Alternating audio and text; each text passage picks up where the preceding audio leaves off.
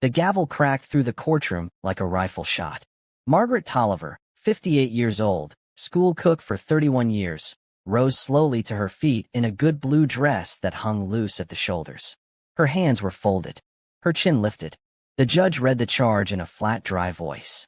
Felony kidnapping in the second degree. He asked how she pleaded. Maggie did not look at her lawyer. She did not look at Diane Reeves seated 3 rows back in a cream suit and pearls. She looked at the wooden rail in front of her, and then she spoke, and her voice was quiet, but it carried. I did not kidnap that boy, Your Honor. I saved him. He was 6 years old.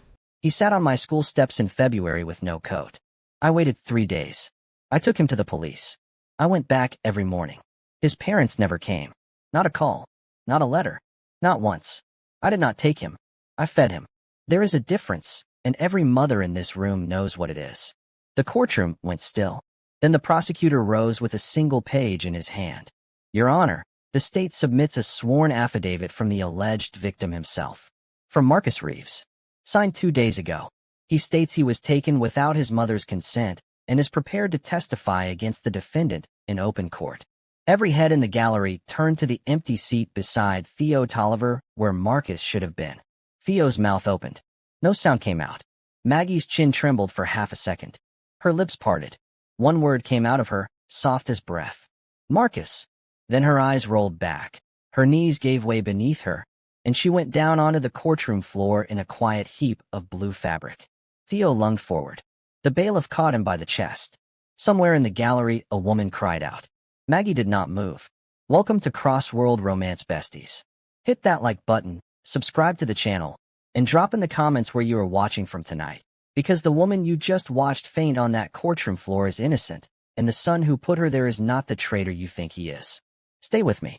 Long before any of this, before the courtroom and the cuffs and the cream-colored suit in the 3rd row, before the word kidnapping was ever printed beside her photograph in the Sycamore Gazette, Margaret Tolliver was a young woman of 28 with a 4-year-old son named Eli and a husband who worked the night shift at the paper mill. And she lived in a small rented house on the east side of town with a screen door that slammed every time the wind picked up. Eli was the kind of child who asked questions that small children should not be able to ask. He asked her once, at 3 years old, why the moon followed the car. He asked her, at 4, whether dogs went to heaven, and if they did, whether they had to be good dogs first. Maggie had no answer for that one. She had told him that any dog who had been loved was already good enough. Eli had thought about it for a long time and then nodded, very seriously, the way he nodded at everything, and said, Okay, Mama. That was the kind of boy he was. The accident happened on a Tuesday in October. Maggie had been driving him to a doctor's appointment, a routine one, an ear infection that had been bothering him for a week. The road was wet. A truck came through an intersection too fast. Maggie did not remember the impact. She remembered, only, the sound of her own voice screaming Eli's name in a hospital corridor, and she remembered a young doctor who could not have been older than 30 putting his hand on her shoulder and saying words that did not make sense in any order. Her husband left her 4 months later. He did not say goodbye. He left a note on the kitchen counter that said only, I cannot look at you anymore. She kept the note for 2 years and then burned it in the sink and never spoke his name again. Maggie was 29 years old and she had nothing. No husband. No child. No money. She took a job as a school cook at Sycamore Elementary because the woman who interviewed her did not ask her any questions about her family, and Maggie was grateful for that the way a drowning person is grateful for a piece of wood. She worked. She came home. She did not date. She did not laugh.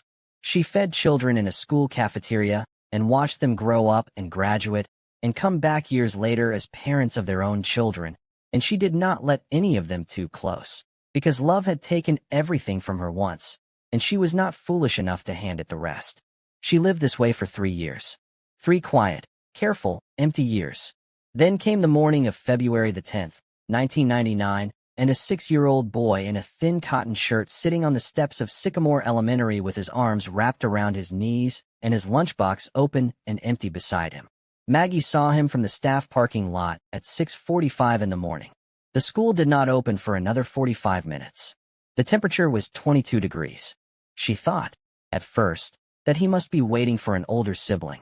She walked past him with her bag of groceries from the supermarket where she had stopped to pick up extra eggs for the breakfast service, and the little boy did not look up at her, and she made it to the kitchen door before she stopped. She stood there with her hand on the door handle for almost a full minute. Then she put the bag of groceries down on the step, walked back across the parking lot, and crouched down in front of the boy. "Hey there, sweetheart," she said softly. "What's your name?" The boy looked up at her. His lips were blue. He had brown eyes the size of saucers and a small chip in his front tooth and a smudge of something on his cheek that might have been jam. He said, in a voice that was no louder than a breath, "Marcus. Marcus, where's your mama?" The boy did not answer. He looked back down at his empty lunchbox. Maggie noticed, then, that there was a small folded piece of paper tucked inside the lid of the lunchbox, where a child's name might be written. The paper was blank. It had been folded and refolded so many times the creases were soft. She did not ask him about it. Not yet. "Marcus, when did you eat last?" The boy thought about it. He counted on his fingers, which is what very small children do when they do not want to lie. He held up 2 fingers. 2 days. Maggie's stomach turned over inside her like a stone rolling in a riverbed. She stood up. She held out her hand. "Come on, baby. Come inside. It's too cold out here." Marcus did not move. He stared at her hand. He stared at her face. He looked, more than anything else, afraid. Maggie crouched back down. She did not reach for him again. She just sat down on the cold concrete step beside him, in her work coat and her cafeteria shoes, and she said, very gently, "All right, we can sit out here for a little while. But I have to make breakfast for some other kids in there in a minute, and I make pretty good pancakes, and there is no rule that says you can't have one." Marcus looked at her sideways. He said, "I do not have any money." Maggie's eyes burned for half a second. She blinked it away. She said, "Honey, in my kitchen, you do not need any money. You just need a chair." The boy thought about that for a long time. Then he stood up. He picked up his empty lunchbox. He held out his hand. Maggie took it. His fingers were so cold, she had to fight the urge to gasp. She walked him into the school kitchen and sat him on a stool by the prep counter and made him 3 pancakes with butter and syrup and a glass of milk, and she watched him eat them in a way no child should ever eat food. He ate them like a person who did not believe there would be more. When the breakfast service started, she gave him another pancake. When the breakfast service ended, she gave him a juice box and an apple. She walked him to the front office at 8:30 and told the secretary, a kind woman named Linda, that this little boy had been on the steps when she arrived, and asked if Linda knew him. Linda did not. Linda checked the enrollment list. Marcus was not enrolled at Sycamore Elementary. Marcus was not enrolled at any school in the district, as far as Linda could tell. Linda called the police. The officer who came was named Sergeant Daly. He was a heavy man with a kind face and a daughter of his own. He sat with Marcus in the principal's office for half an hour and asked him questions in a voice so gentle it almost did not sound like a police voice at all. Marcus answered some of the questions and not others. His mother's name was Diane. He did not know her last name. He lived in a yellow house. He did not know the street. He had been waiting on the school steps because his mother had told him to wait there, and that she would come back, and he had waited, and she had not come back, and he did not want to leave the steps in case she came while he was gone. Sergeant Daly looked at Maggie over the top of Marcus's head, and his face did something she did not forget for a long time. He said, "Ma'am, can I speak with you outside for a moment?" In the hallway, with the door closed, Sergeant Daly told her in a low voice that this was the 3rd time in 2 months he had picked up a child who had been left somewhere by a parent who never came back. He said the system was overwhelmed. He said the emergency foster placements were full. He said the boy would most likely spend the night at the precinct on a cot in the break room.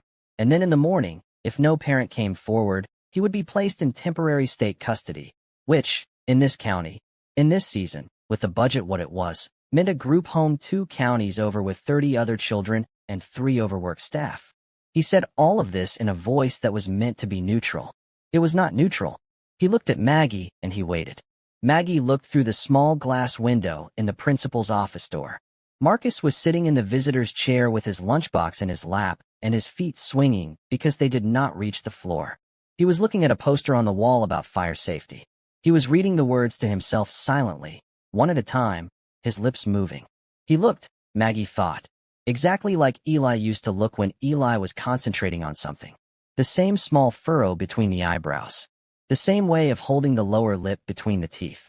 It was not the same boy. Maggie knew it was not the same boy. But for 1/2 of 1 second her heart did something it had not done in 3 years, and she had to put her hand against the wall to keep her balance. She said to Sergeant Daly, "I have a spare room." Sergeant Daly looked at her for a long moment. Then he nodded slowly and said, "Ma'am, that is a very kind offer, but there is paperwork. There is screening. There is a process. It cannot happen tonight." Maggie said, "Then walk me through the process. I will start it today, but for tonight, please, please, do not put that little boy in a precinct break room. Let me take him home and feed him a hot dinner and put him in a clean bed, and you can come check on him every hour if you want. Please." Sergeant Daly looked at her for a long time. Then he sighed, and he said, "Ma'am, you understand that if his mother does come back, you have to give him back. Immediately. No questions. No goodbyes. I understand. And you understand that this might not be one night. This might be a week, a month, longer. And the longer it goes, the harder it gets. I understand. And you understand that you are not his family." Maggie looked through the window at the little boy reading the fire safety poster.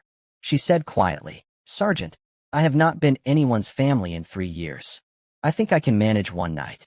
Sergeant Daly took off his hat and rubbed the back of his neck and said, half to himself, "Lord help me."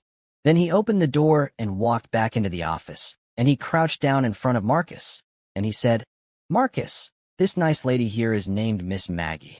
She makes pancakes. I think you already know that. She is going to take you to her house tonight, and she is going to give you a hot dinner and a warm bed. And tomorrow morning we are going to come right back here, you and me, and we are going to wait for your mama. Does that sound all right with you?" Marcus thought about it.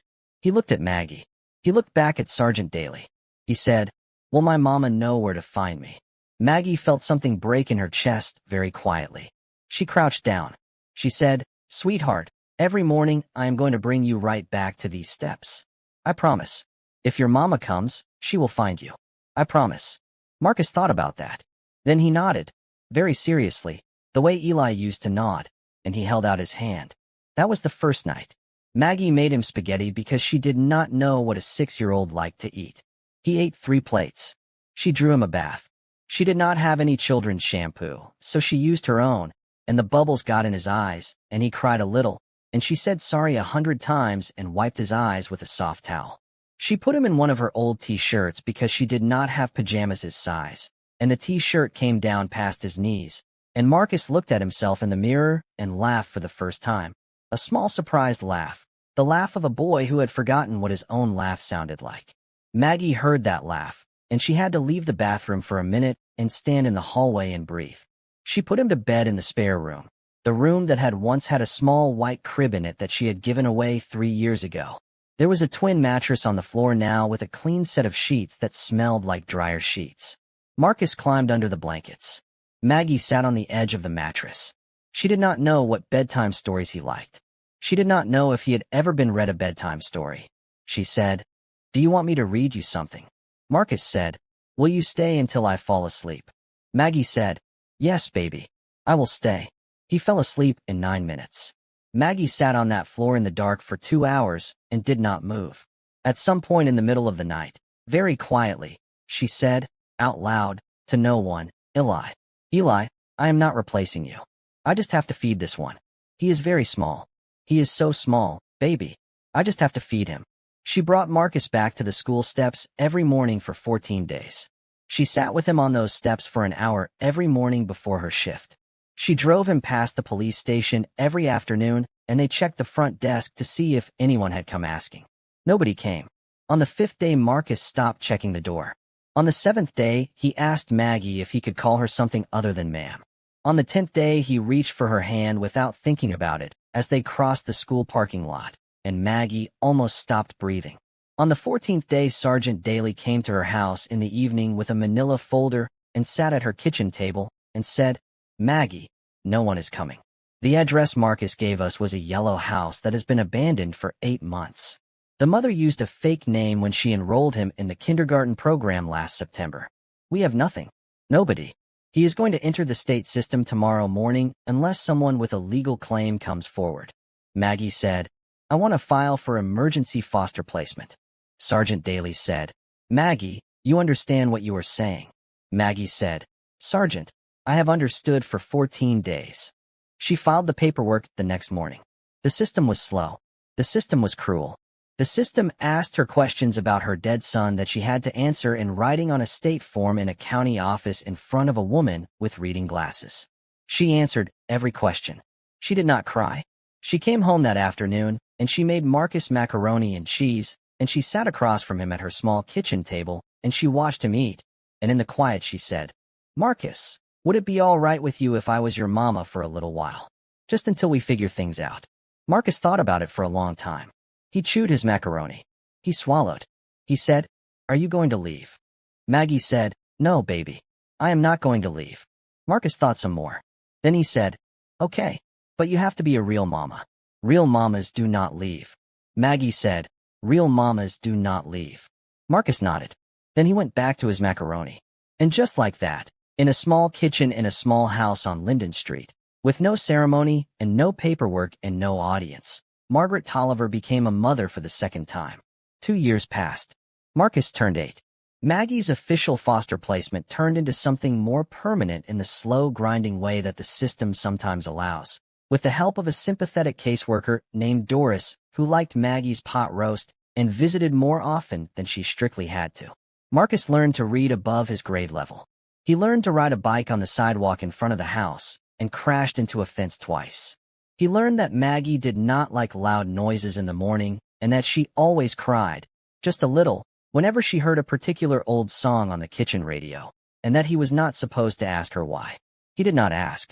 He brought her tissues, sometimes, and pretended he was getting one for himself.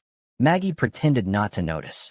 They built a quiet life together, the two of them, in a small house with a screen door that still slammed in the wind. Then came the November Theo's grandmother died. Vera Hollings had been bringing Theo to school every morning since Theo was 3 years old. She was a small woman in her early 70s with a permanent perm and a coat that was too big for her, and she always stopped at the kitchen door of Sycamore Elementary to chat with Maggie for a minute or two while Theo, 8 years old that fall, hopped from foot to foot on the sidewalk waiting for her to finish. Vera and Maggie had become friends in the slow way that women in small towns become friends, over years, without ever really naming it. Vera knew about Eli. She was one of the only people in town who did. Vera had brought Maggie a small potted plant on the second anniversary, with no note, and had never mentioned it. That November morning Vera dropped Theo off at school, walked across the parking lot to her old blue sedan, sat down in the driver's seat, and had a stroke before she could put the key in the ignition. A passing teacher found her at 9:15. The ambulance came.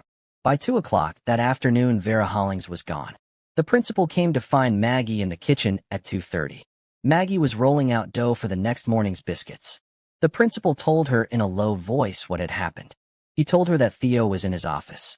He told her that there was no next of kin listed. Theo's mother had left when he was 2 and had not been heard from since. His father had never been in the picture.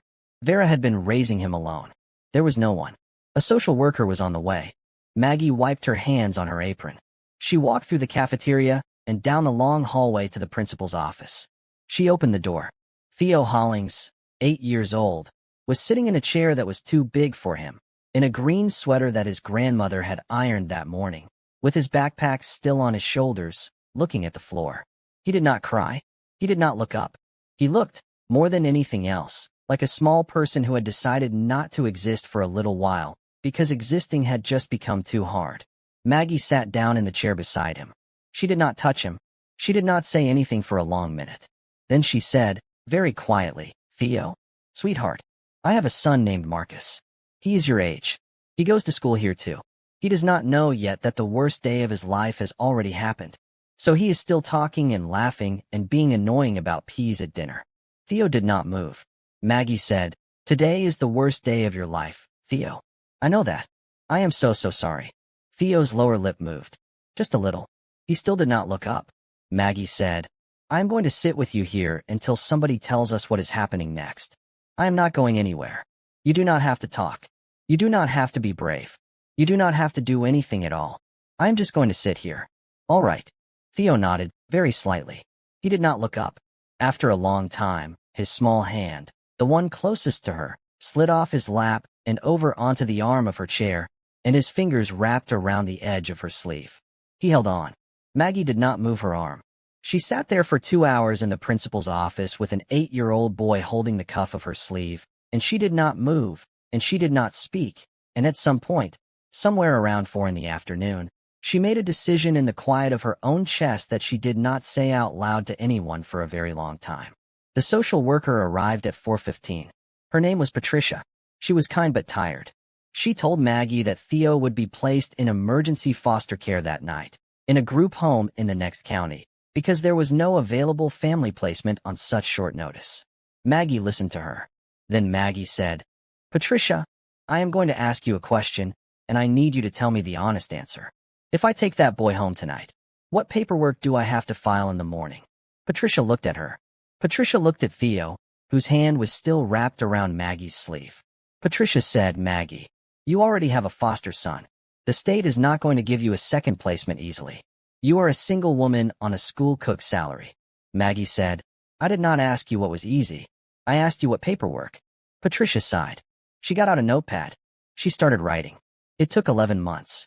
11 months of home visits, court hearings, financial reviews, and one nearly catastrophic day when a distant cousin of Vera's surfaced from 3 states away and tried to claim Theo for the Social Security survivor benefits. And Maggie sat in a courtroom in a borrowed blazer and listened to a stranger lie about a child she had been feeding hot dinners to for 8 months. And Maggie did not cry, and Maggie did not raise her voice. And when it was her turn to speak, she stood up and said only, "Your Honor, that man does not know what Theo's favorite breakfast is." "I do. Ask me anything." The judge asked her. She answered. She got Theo. The cousin disappeared back to wherever cousins go when there is no longer money in it. That was how Maggie Tolliver, 34 years old, school cook, widow of 1 son and mother of 2, ended up at her small kitchen table on a Tuesday night with 2 boys in mismatched pajamas eating spaghetti, with a screen door that still slammed in the wind, and a photograph of a little boy named Eli on the dresser in her bedroom that she said good night to every single night before she turned off the light.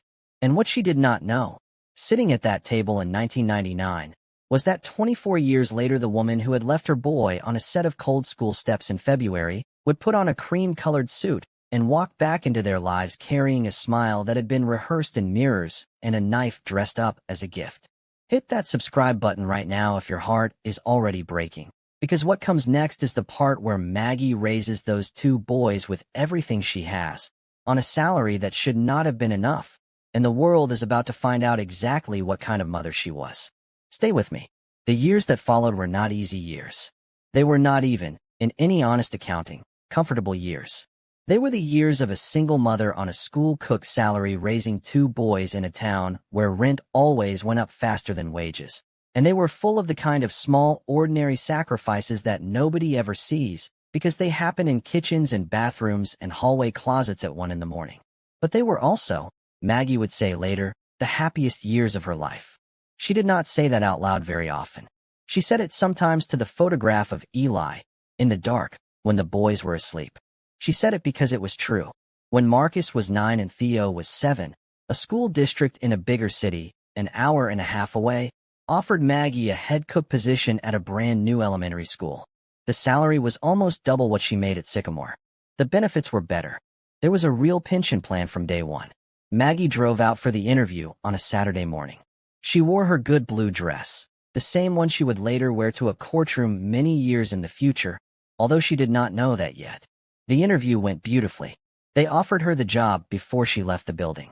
They told her she could start in 3 weeks. Maggie drove home. She stopped at a gas station halfway and sat in the parking lot for 45 minutes and looked at the offer letter. She thought about a real pension. She thought about not having to count the change in the coffee jar at the end of the month. She thought about being able to buy Marcus the bicycle he had been pretending not to want for over a year because he knew what bicycles cost. She thought about it for a long time. Then she folded the letter and put it in the glove compartment and drove home and made dinner. And that night, after the boys were asleep, she sat at the kitchen table and wrote a polite letter declining the position. She mailed it the next morning. She never told the boys about it. Marcus found that letter in a drawer 11 years later, when he was 20, looking for a pair of scissors. He read it twice. He stood in the kitchen holding it for a long time. Then he came into the living room where Maggie was watching the news, and he held it up, and he said, "Mama." "What?" Maggie looked at the letter. She looked at him. She said, very simply, "You two had just started to sleep through the night without bad dreams. It was not the right time." Marcus said, "Mama, that salary was almost double." Maggie said, "Marcus, I had two boys who flinched when a door closed too hard. I had a son who still asked me every night if I was going to be there in the morning. You think I was going to move you to a brand new town with brand new schools, where I was going to be working longer hours, just because the money was better? I would rather have eaten ramen for the next 10 years. Marcus said, "But Mama, the pension." Maggie smiled. She said, "Marcus, I do not need a pension. I need you two to turn out all right." Marcus folded the letter. He put it back in the drawer. He went into the bathroom and locked the door and sat on the edge of the bathtub and put his hands over his face and did not come out for 20 minutes. When he came out, his eyes were red. Maggie pretended not to notice. She handed him a plate of cookies and said, "Eat these. They are going to go stale." Marcus ate the cookies. He never told Theo about the letter. He folded it back exactly as he had found it and put it in the drawer and closed it quietly, and he carried what he had read in his chest for the rest of his life. When Marcus was 13, he needed braces. The school dental insurance covered some of the cost, but not enough. The orthodontist quoted Maggie a number that made her smile politely and ask for a payment plan. The orthodontist said no payment plans. Maggie said thank you and left. She drove to two more orthodontists. The third one, a kind older man named Dr. Rivers, looked at her face and at Marcus's teeth and at the financial form she had filled out, and he said, "Mrs. Tolliver, I can give you a payment plan. 24 months. No interest." Maggie almost cried right there in his office. She did not. She said, "Thank you, doctor.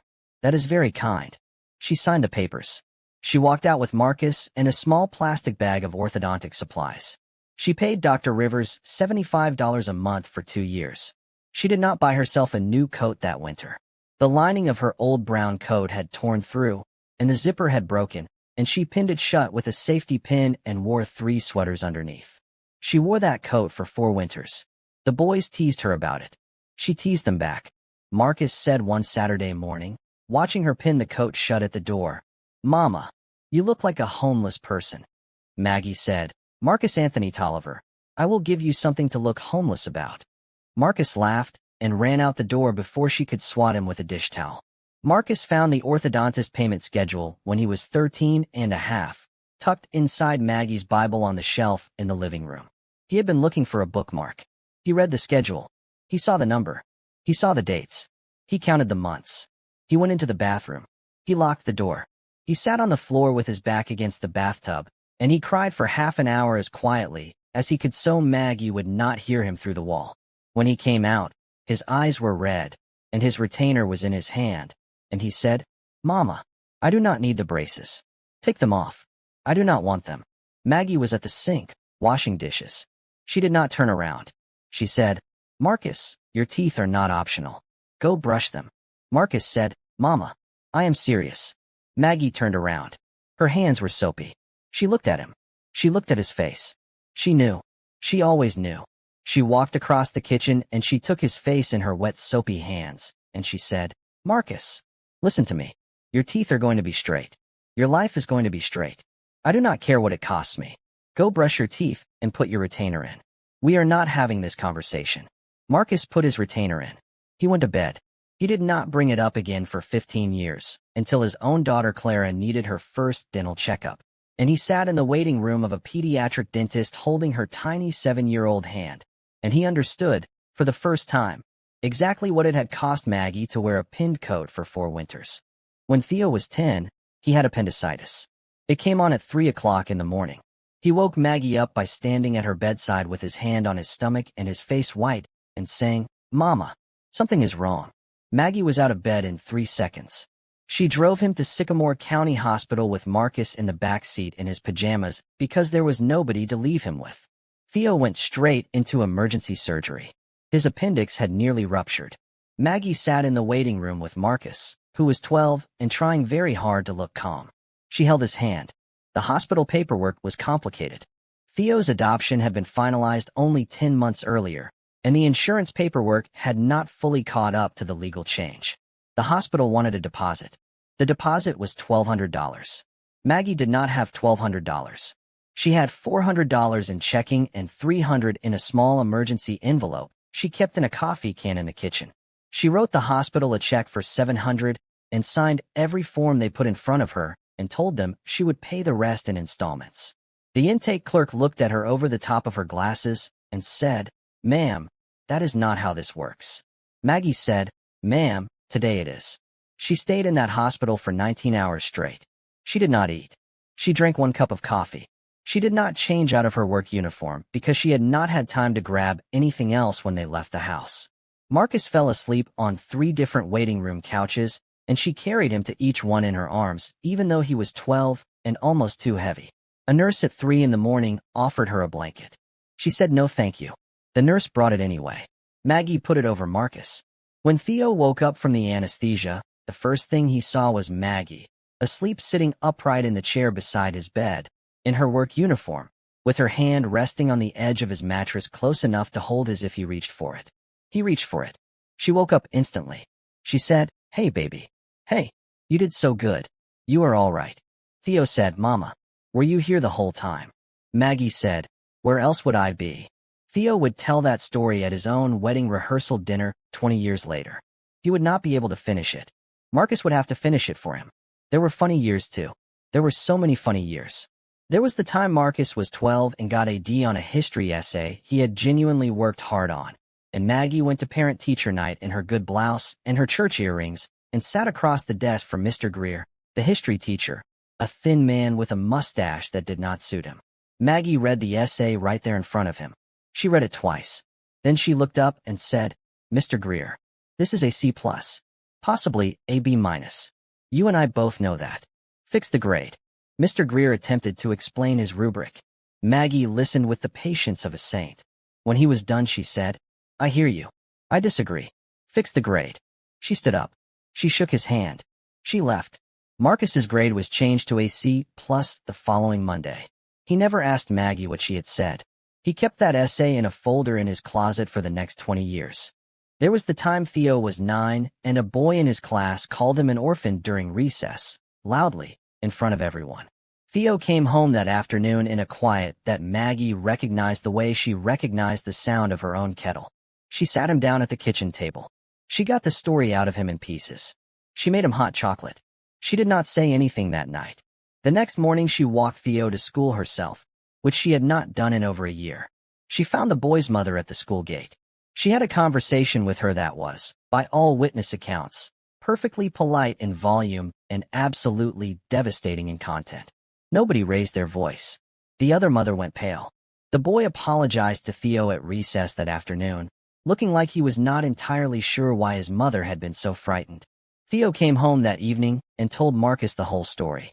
Marcus said, "I wish I had seen her face." Theo said, "I did. It was amazing." There was the time Maggie tried to teach both boys to dance in the kitchen one Saturday afternoon because Marcus had a school dance coming up and was panicking about it. She put on a slow song on the kitchen radio. Marcus stepped on her foot 4 times. Theo, who was 11 and thought dancing was the stupidest thing in the universe, stood in the corner and offered helpful commentary like, "Marcus, you are dancing like a goat." Maggie laughed so hard she had to sit down on the kitchen floor. Marcus said, "Mama, this is not helpful." Maggie said, "Marcus, sweetheart, just hold the girl. Try not to fall over. That is the whole job." Marcus went to the dance. He did not fall over. He came home and reported, with the dignity of a man returning from war, that he had successfully held a girl named Sarah for the entire length of one slow song without incident. Maggie made him a celebratory grilled cheese. There was the year Theo decided, at 14, that he was going to become a vegetarian. He announced it at dinner one Tuesday, with great seriousness. Maggie, who had spent $37 at the supermarket that afternoon on a meatloaf for the family, looked at him over the table and said, "Theodore, when did you decide this?" Theo said, "Today, at lunch." Maggie said, "And you could not have told me at lunch." Theo said, "I did not want to text it. It felt important." Maggie put her fork down. Marcus, 16 at the time, was already grinning. Maggie said, "All right. You are a vegetarian. Eat the green beans. Eat the bread. Eat the salad. Tomorrow I will buy you tofu. Tonight you are eating like a peasant." Theo, with great dignity, ate the green beans and the bread and the salad. He maintained vegetarianism for 11 days. He broke on day 12 at the smell of bacon. Maggie did not say "I told you so." She just slid the plate across the table to him and said, "Welcome home, Theodore." There were 1,000 of these small, ordinary days. There were birthdays and bad colds and lost homework and broken windows and a Christmas where Maggie could only afford one present each, and the boys pretended for her sake that this was fine, and she pretended for their sake that she did not know they were pretending. There was the night Marcus, 15 years old, came home from a friend's house at midnight after he had been told to be home by 10, and Maggie was sitting at the kitchen table with the lights off, waiting for him. She did not yell. She said, "Marcus, sit down." He sat down. She said, "Marcus, I want you to look at my face right now and tell me what you see." Marcus said, "Mama, I am sorry." Maggie said, "Marcus, what do you see?" Marcus said, "I see my mama, and she is scared." Maggie said, "Yes. Now go to bed. You are grounded for 2 weeks. We will discuss the rest in the morning." Marcus went to bed. He never came home late again. There was the night Theo, 17, came home from school and announced he wanted to be a journalist.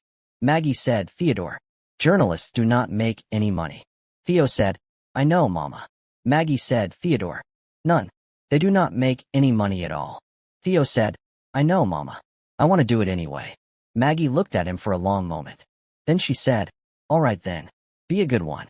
She went into her bedroom. She came back with a small spiral notebook and a pen.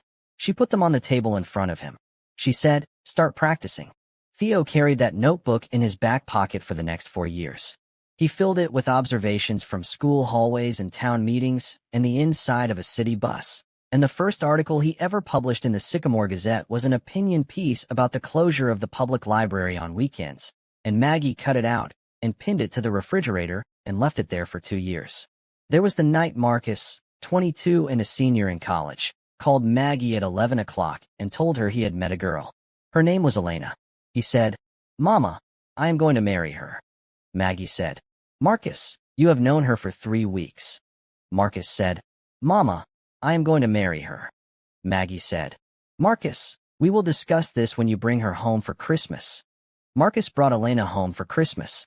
Elena was 21 years old, an art student, with a laugh like a small bell and a way of looking at Marcus that Maggie recognized from every romantic movie she had ever pretended not to like. Maggie made roast beef. Elena ate 2 helpings. Maggie pulled Marcus aside in the kitchen after dinner and said, "Marcus, marry her." Marcus said, "Mama, I have known her for 3 months." Maggie said, "Marcus, marry her." I will not say it again. They got engaged 8 months later. There was the day Marcus and Elena's daughter, Clara, was born. Marcus called Maggie from the hospital at 4 in the morning. He was crying. He said, "Mama, she is here. She is so small. Mama, I do not know how to be a father." Maggie said, "Marcus, yes you do. You had a good one in reverse. Just do everything the way I did. You are going to be fine." Marcus laughed through his tears and said, "Mama, you were a mother." Maggie said, "Marcus, same job, different shoes." She drove 3 hours to the hospital that morning. She held Clara in her arms in a hospital chair beside Elena's bed, and she looked down at the tiny sleeping face of her granddaughter, and she did something she did not do often. She cried. Marcus saw it. He pretended not to see it. He turned away. He gave her the moment.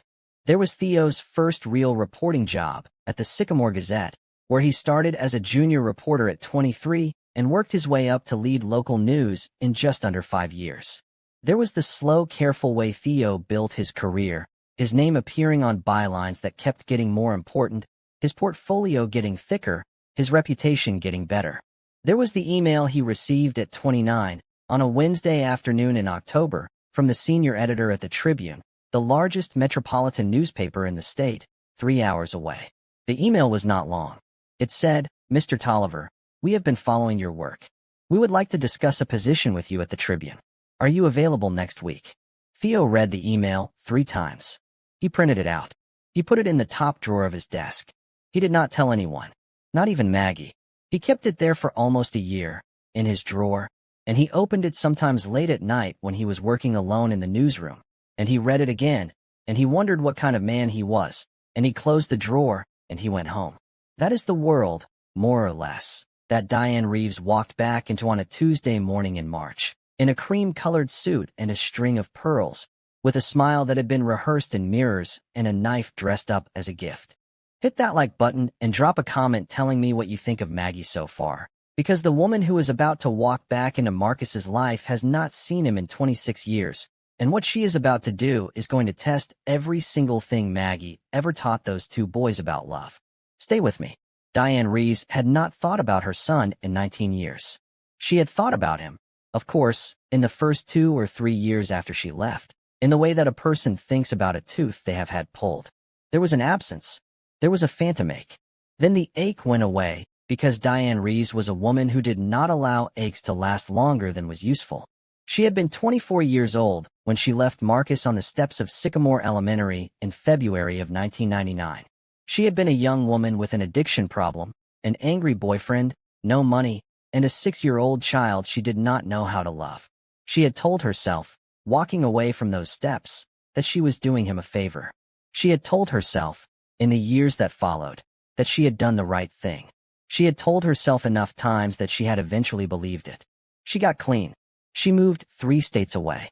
She went to community college on a scholarship for women in recovery. She got a job. She got a better job. She got a good job. She married a kind dentist named Richard at 32, divorced him quietly at 39 when his kindness began to feel like a cage, and emerged from the divorce with a settlement, a polished name, and a new sense of her own potential. She moved back to her home state at 42. She ran for city council at 43. She won. She served 2 terms. By the age of 50, she was a rising star in state politics. A woman who had reinvented herself so completely that the woman she had been at 24 felt like a character from a novel she had read once and put down. She did not lie about her past, exactly. She simply did not bring it up. She talked about her resilience. She talked about her recovery. She did not talk about the boy she had left on a set of school steps, because she had quite genuinely, with the help of years in therapy and political coaching, almost forgotten he existed. The almost was the part that was going to ruin her.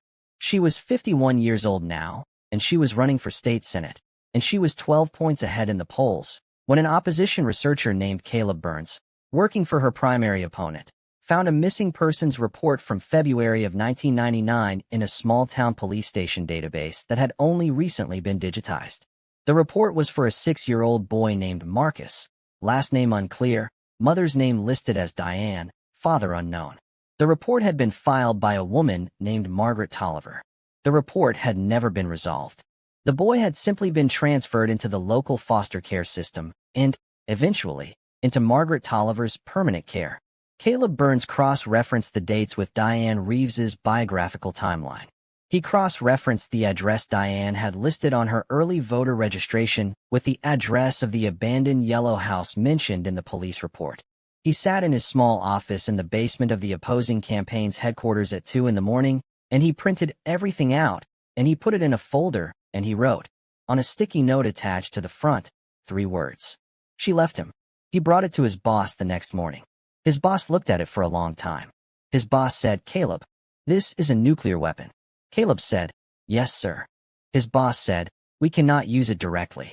It will look like a hit job. The press will turn on us." Caleb said, "Yes, sir." His boss said, "But we can leak it, quietly, to a sympathetic reporter.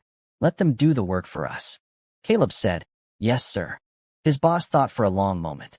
Then he said, "Or, we could let her find out we have it. And we could see what she is willing to do to make it go away." That is how Diane Reeves received, on a Tuesday morning in early March, in her campaign office, a plain manila envelope addressed to her with no return address. Inside the envelope was a single photocopied page. The missing persons report. February of 1999. The name Marcus. The name Diane. The name Marcus Tolliver. There was no note. There did not need to be. Diane Reeves sat at her desk in her campaign office and looked at that page for a long time.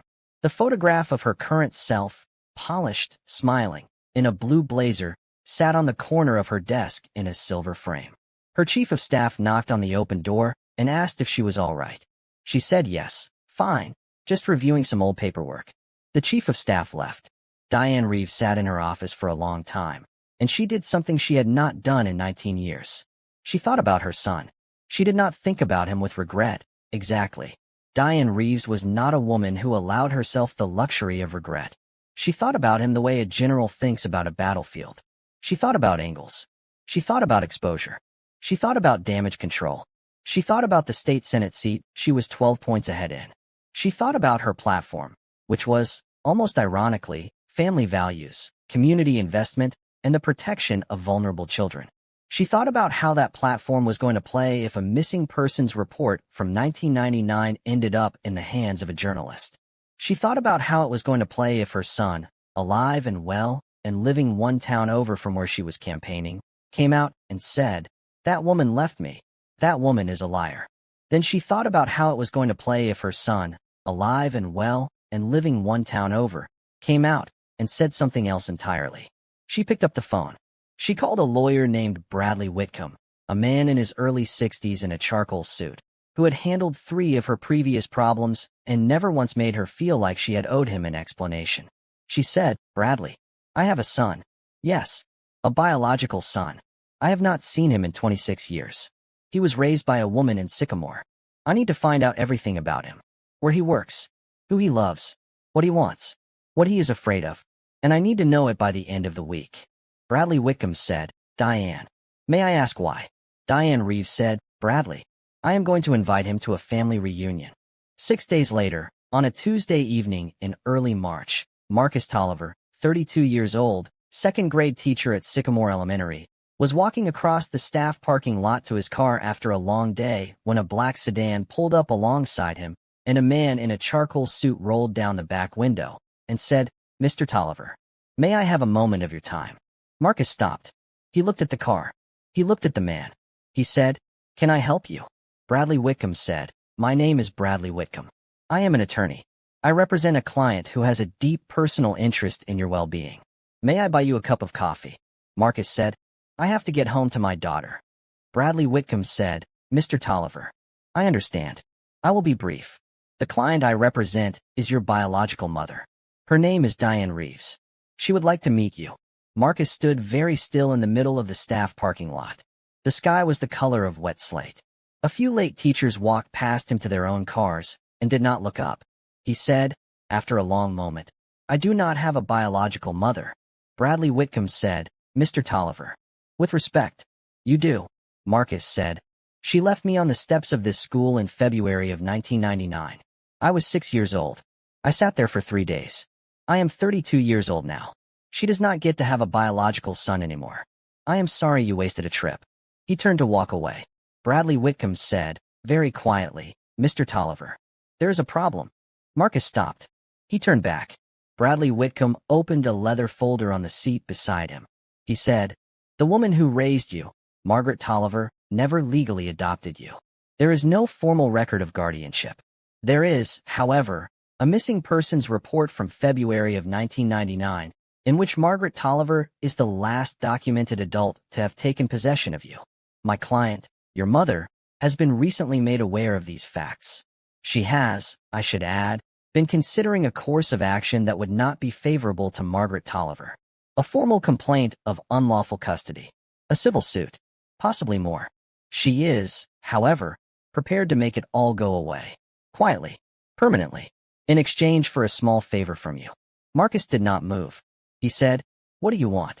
Bradley Whitcomb said, "She is running for state senate. She is 12 points ahead in the polls. Her opponent has access to information that could be damaging to her if it surfaces in the wrong way. She would like to control the narrative. She would like you to appear at 2 campaign events with her in the next 8 weeks. She would like you to make a brief statement, in a press release, confirming that your childhood was complicated, that there were misunderstandings, but that you were never abandoned by your mother. You were, regrettably, taken into the care of a well-meaning stranger before legal arrangements could be made. That stranger was Margaret Tolliver. The story is, in essence, a misunderstanding. A long, painful misunderstanding. Now resolved. With great forgiveness on all sides." Marcus said, "And if I say no?" Bradley Whitcomb said, Mr. Tolliver. If you say no, my client will be forced to defend her name in another way. She will be forced to file a formal complaint against Margaret Tolliver. The media will pick it up. The Sycamore Gazette will run it. Margaret Tolliver, as you know, never had legal guardianship. The original police report, which my client has personally reviewed, lists Margaret Tolliver as the responsible adult. The word kidnapping is, technically, accurate, even if it is unkind. My client is prepared to be unkind. She is also prepared to be generous. The choice is yours. He handed Marcus a leather folder. Marcus did not open it. Bradley Wickham said, "There is a number inside. I am authorized to negotiate. Call me when you are ready. You have 1 week." The black sedan drove away. Marcus stood in the parking lot for a long time. He did not move. His hands were shaking. He looked at the school steps where, 26 years ago, a 6-year-old boy in no coat had sat alone for 3 days waiting for someone who never came. He looked at the leather folder in his hand. He opened it, finally, in the front seat of his own car. The number inside was $200,000. There was a second page underneath it. The second page outlined additional considerations. A trust fund of $50,000 for each of his children. A letter of recommendation to the school district superintendent. Career advancement opportunities. All of it quietly arranged. Marcus closed the folder. He drove home. He did not eat dinner. Elena asked him what was wrong. He said he was tired. He kissed Clara on the head. He went into his small home office and closed the door. He sat at his desk for 2 hours without moving. Then, very slowly, he opened the bottom drawer of his desk. He took out a small recording device, a thin black thing the size of a pen, that he had bought 4 years ago when he had thought, briefly, about writing a memoir. He had never used it. He looked at it for a long time. Then he picked up the phone. He dialed the number on the leather folder. Bradley Wickham answered on the second ring. Marcus said, "This is Marcus Tolliver. I would like to meet your client." In person, Bradley Wickham said, "Mr. Tolliver." "Wonderful. I will arrange it." Marcus said, "And one more thing." Bradley Wickham said, "Yes." Marcus said, "Whatever happens next, I do not want my mother to know we have spoken. Not yet. Not until I am ready." Bradley Wickham smiled. Marcus could hear it through the phone. Bradley Wickham said, "Mr. Tolliver, discretion is the foundation of my profession." Marcus hung up the phone. He sat in his office for another hour. Then he picked up the recording device, and he turned it on, and he held it up to his mouth, and he said quietly, into the small black microphone, "March 11th, 8:42 p.m. Test. Test. My name is Marcus Tolliver. I am 32 years old. I am being asked to lie about the woman who saved my life. I am not going to lie, but I am going to let them think I am. Because the only way to stop a person like Diane Reeves is to let her dig her own grave deep enough that there is no climbing out." He turned the recording off. He saved the file. He labeled it, in a folder on his computer titled simply, "For Mama." He closed the laptop. He went into the bedroom where Elena was reading, and he sat down on the edge of the bed, and he said, "Elena, I have to tell you something, and I have to ask you to keep a secret from my mother. The hardest secret I have ever asked anyone to keep." Elena put down her book.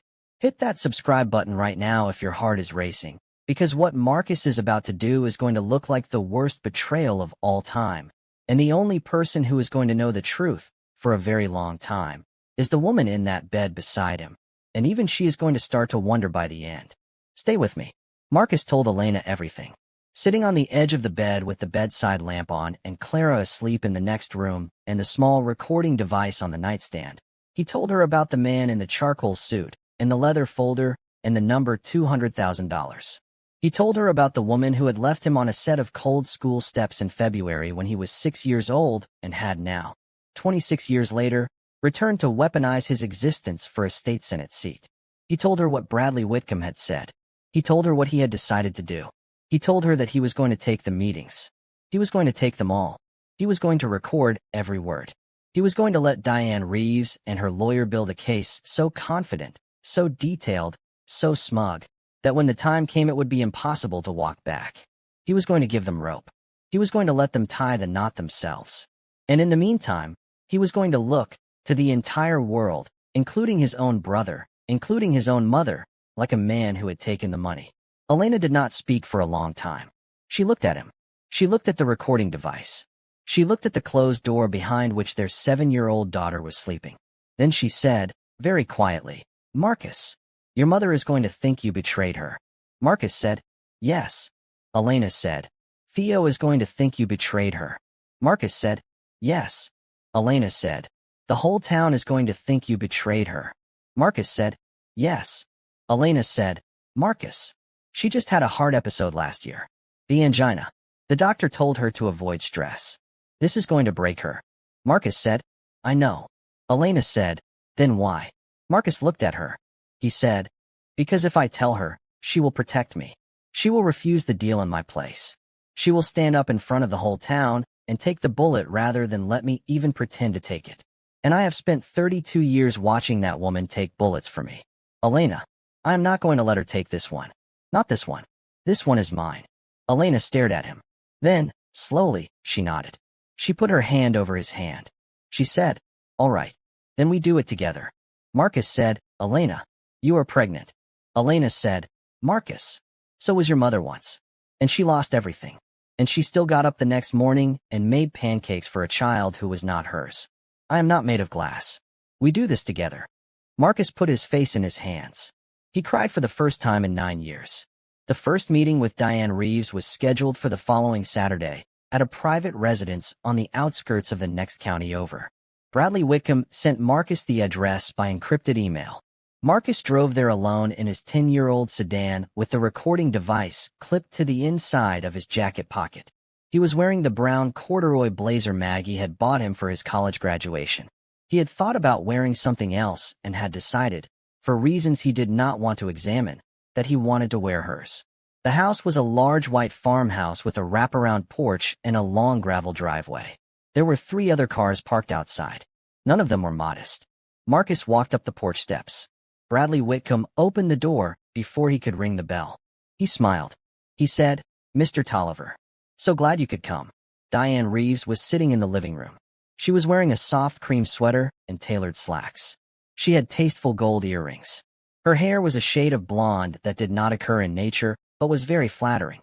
She was 51 years old, and she looked 42. She rose when Marcus entered the room.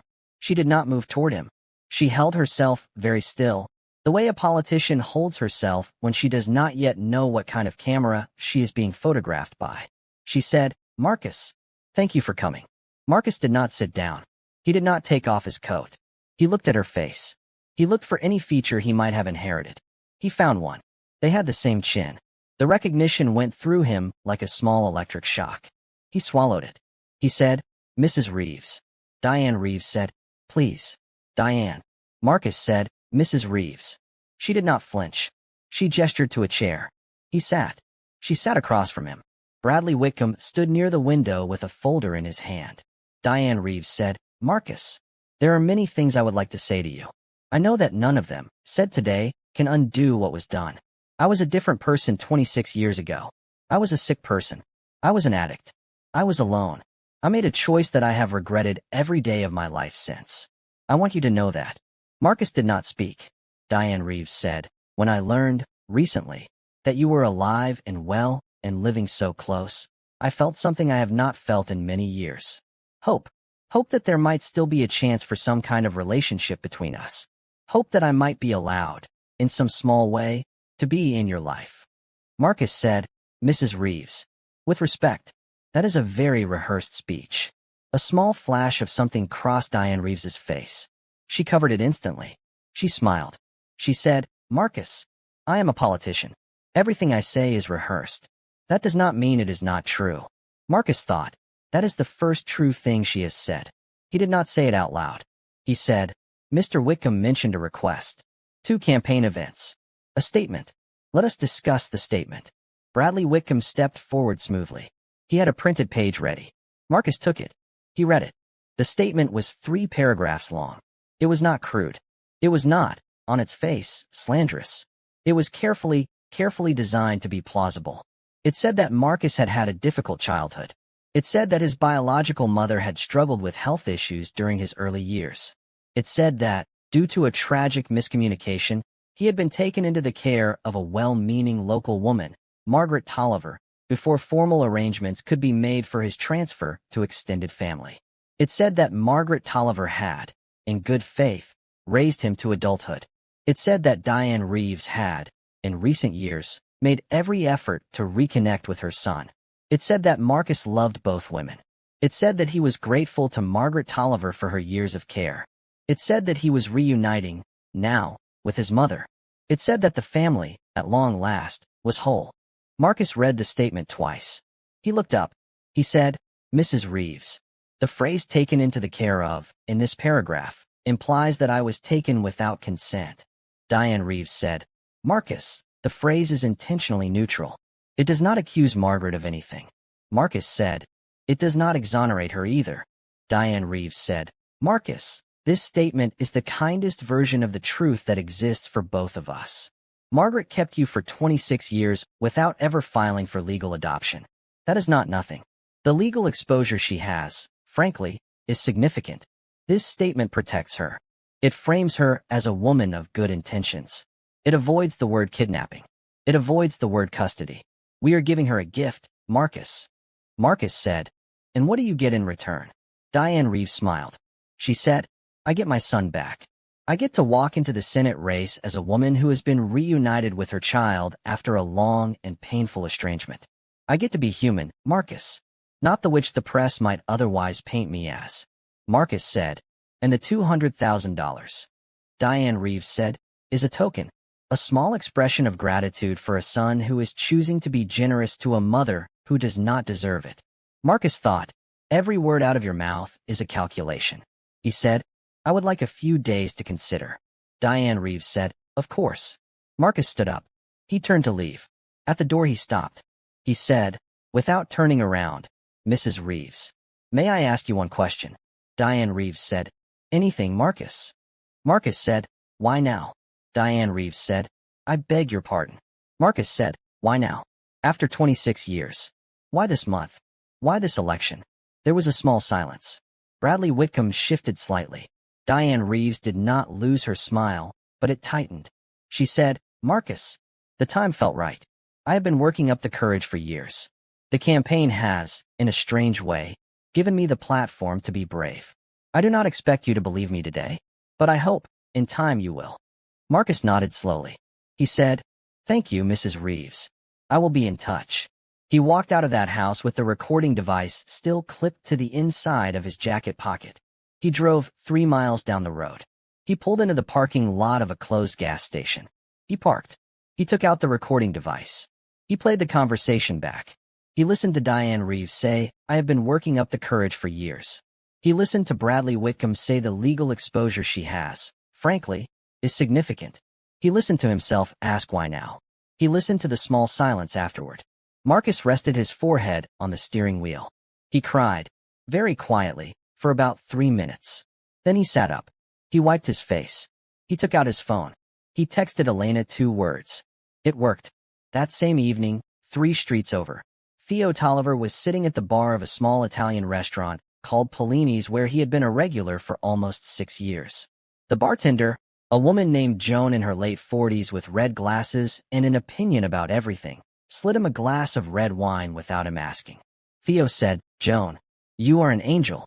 Joan said, "Theo, I am an enabler. There is a difference." Theo's phone buzzed on the bar. He looked at it. The text was from a number he did not recognize.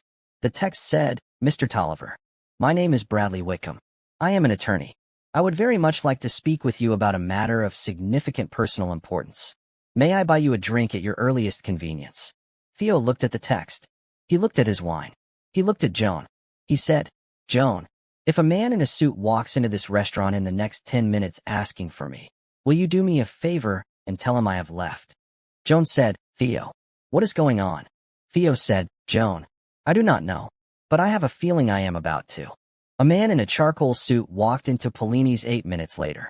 Joan looked at him. Joan looked at Theo, who had not moved. Joan said, loudly, "Sir, can I help you?" Bradley Whitcomb said, "I am looking for Theo Tolliver." Joan said, "I am looking for my third husband. Neither of us is going to find what we are looking for tonight." Bradley Whitcomb did not laugh. He looked past her. He saw Theo at the bar. He walked over. He sat down on the stool next to him. Theo did not turn his head. Bradley Whitcomb said, "Mr. Tolliver, may I have a moment of your time?" Theo took a slow sip of his wine. He set the glass down. He said, "Mr. Whitcomb, you have 90 seconds. I am going to time you." I would not waste them. Bradley Whitcomb did not waste them. He explained, in a quiet, professional voice, the situation. He explained that Theo's biological aunt, on his mother's side, had recently come forward.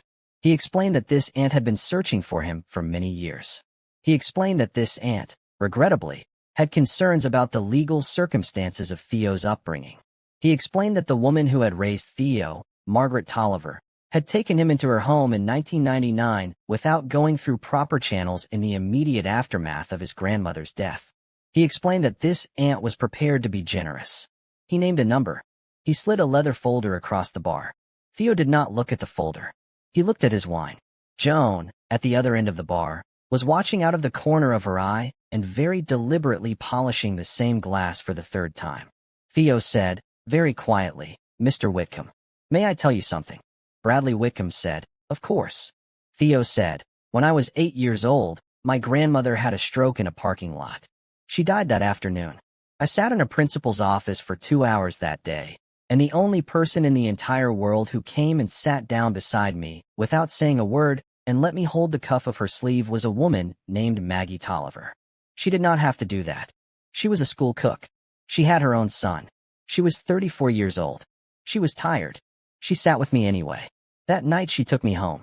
She did not have a bed for me. She made one. She did not have pajamas for me. She gave me one of her old t-shirts. She did not know how to make the kind of soup my grandmother used to make. She tried anyway. It was terrible. I ate it. I ate it because she made it. I ate it because she stayed up until midnight making it for me." He paused. He took another sip of his wine. Theo said, "Mr. Whitcomb, there is no aunt. There is no biological family. There has not been a biological family in 24 years.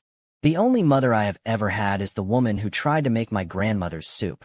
And if you think for 1 second that any number of zeros you put on a leather folder is going to change my position on that, you have wasted not just my 90 seconds. You have wasted your entire trip out here." He picked up the leather folder. He slid it back across the bar. Bradley Whitcomb did not move. Bradley Whitcomb said, "Mr. Tolliver, I am authorized to go higher." Theo said, "Mr. Whitcomb, I am authorized to throw this drink in your face." Joan, at the other end of the bar, snorted into her dish towel. Bradley Whitcomb stood up. He smoothed his suit. He said, "Mr. Tolliver, I am sorry you feel that way. May I leave my card?" Theo said, "Mr. Whitcomb, you may leave." Bradley Whitcomb left. He did leave the card. Theo waited until he had walked out the door. Then he picked up the card. He looked at it. He looked at Joan. Joan said, "Theo, what in the name of God just happened?" Theo said, "Joan, I do not know yet, but somebody is coming for my mother." He folded the card. He put it in his wallet. He paid for his wine. He walked out of Polini's into the cold March night, and the first thing he did when he got into his car was call Marcus. Marcus did not pick up. Theo called again. No answer. Theo called a third time. No answer. Theo drove to Marcus's house. The lights were on in the living room. He knocked on the door. Elena answered. Her face did something when she saw him, something he would think about later, in retrospect. At the time he thought she just looked tired. She said, "Theo? Hi. Marcus is in the office. He is on a call. Can it wait?" Theo said, "Elena. No, it cannot." Elena hesitated. She said, "Theo, please, just for tonight. He is dealing with something." Theo said, "Elena, so am I." He pushed gently past her. He walked down the hallway to Marcus's home office. He knocked once. He opened the door. Marcus was sitting at his desk. The lamp was on. There was a leather folder open on the desk in front of him. There was a small black recording device on the corner of the desk. Marcus turned. His face went through 3 expressions in the space of 1 second. Surprise. Calculation. A very specific, kind of carefully arranged blankness. He closed the leather folder. He turned the recording device face down. Theo stood in the doorway. He looked at the folder. He looked at the device. He looked at his brother's face. He said, very slowly, "Marcus, what is that folder?" Marcus said, "Theo, it is nothing. Go home. I will call you in the morning." Theo said, "Marcus, a man in a charcoal suit just tried to give me money to lie about our mother." Marcus's face did not change. That was the part Theo would think about later. Marcus's face did not change. Marcus said calmly, "Theo, what did you tell him?" Theo said, I told him to go to hell. Marcus nodded slowly. He said, "Good. Then go home. I will call you in the morning." Theo said, "Marcus, what is in the folder?" Marcus said, "Theo, please." Theo crossed the room in 3 steps. He picked up the folder. Marcus did not stop him. Theo opened it. He saw the number $200,000. He saw the second page, the trust funds, the recommendation letter, the carefully designed statement. He read the words taken into the care of. He read the name Margaret Tolliver. He looked up at his brother. His face was white. Theo said, "Marcus, tell me you said no." Marcus did not speak. He could not speak. If he opened his mouth, he would tell Theo everything. And if he told Theo everything, Theo would tell Maggie within the hour. Because Theo was a journalist and a son and incapable of carrying that kind of weight without telling her. And if Maggie knew, she would do exactly what Marcus had told Elena she would do. She would step in front of the bullet. She would refuse the deal in his place. She would burn herself down to save him. So Marcus did the hardest thing he had ever done in his life. He looked at his brother's face, the face of the boy whose hand he had held on a school playground in 4th grade after another kid had pushed him, the face of the man who had been his best friend for 24 years, and he said, very quietly, "Theo, I have a daughter. Elena is pregnant. We need the money. Mama did not adopt me legally. The exposure is real. The deal protects everyone. I have not signed anything yet. I am thinking." Theo said, "Marcus." Marcus said, "Theo, go home. Please." Theo said, "Marcus, look at me." Marcus looked at him. He held his face perfectly still. Theo said, "Marcus, if you sign that paper, I will never speak to you again." Marcus said, "Theo, I know." Theo dropped the folder on the desk. He walked out of the office. He walked past Elena, who did not look at him. He walked out of the house. He sat in his car in the driveway for a long time. Then he started the engine. He drove. He did not go home. He drove to Linden Street. He parked outside Maggie's house. The kitchen light was on. He could see her through the window, standing at the sink, washing a plate. He sat in his car and watched her. He could not go in. He could not tell her. Not yet. Not tonight. He sat there for 40 minutes. Then he drove home. He did not sleep that night. He sat at his kitchen table in the dark, and he opened his desk drawer, and he took out the offer letter from the Tribune. He read it again. He thought about the city 3 hours away. He thought about the brother he had just walked away from. He thought about the mother who was about to be hit by a wave she did not see coming. He folded the letter. He put it back. He did not open the drawer again for a long time. Hit that like button and tell me in the comments if you are crying yet, because the worst is still coming. And Theo is about to spend the next 6 weeks watching his brother appear to betray the woman who saved them both. And Theo is going to do something with his rage that nobody, not even him, sees coming. Stay with me. The first campaign event was on a Saturday in late March, in the auditorium of a community college 2 counties over, and Marcus Tolliver wore a navy suit Diane Reeves's stylist had selected for him, and stood beside her on a small stage in front of 312 people. And he smiled when she introduced him as her son, and he did not throw up, although he wanted to. The local press took photographs. One of the photographs ended up on the front page of 3 regional papers by Monday morning. In the photograph, Diane Reeves had her hand on Marcus's arm, and Marcus was smiling, and the headline above the photograph read, in measured neutral type, "Reeves reunites with estranged son ahead of Senate primary." Maggie saw the photograph in the Sycamore Gazette on a Monday morning at her kitchen table. She had been about to butter a piece of toast. She set the knife down. She read the article underneath the photograph. The article was short. It said that Councilwoman Diane Reeves had publicly reunited with her biological son, Marcus Tolliver, at a campaign event over the weekend. It said that the reunion had been described by Reeves's office as deeply emotional. It said that Marcus Tolliver, a teacher at Sycamore Elementary, had grown up under the care of Margaret Tolliver, a local school employee, whom Reeves's office had described as and the article quoted directly, while meaning local woman who had, in her own way, done her best. Maggie read the article 3 times. She did not eat her toast. She walked into the living room. She picked up the phone. She did not call Marcus. She called Theo. Theo picked up on the second ring. He said, "Mama." Maggie said, "Theodore, did you see the paper?" Theo said, "Yes, Mama. I saw it." Maggie said, "Theodore, have you spoken with Marcus?" Theo did not speak for a long moment. Then he said, "Mama, I went to his house 6 days ago. He had a folder. The same folder a man tried to give me. He was being offered money to lie about you. I told him not to take it. He did not say no. I have not spoken to him since. Maggie was quiet for a long time. Theo could hear her breathing through the phone. Then she said, very softly, Theodore, listen to me. You leave Marcus alone. Do you hear me? He has a daughter. He has a wife. He has a baby coming. You leave him alone. Theo said, Mama. He is letting them call you a well-meaning local woman. Maggie said, Theodore, I am a well-meaning local woman. The article is not wrong. Theo said, Mama, they are coming for you. Do you understand what is happening? They are going to file a complaint. The word kidnapping is in the air. I have a source at the courthouse. There is paperwork being prepared. They are going to file in the next 10 days. Mama, they are going to put you in a courtroom.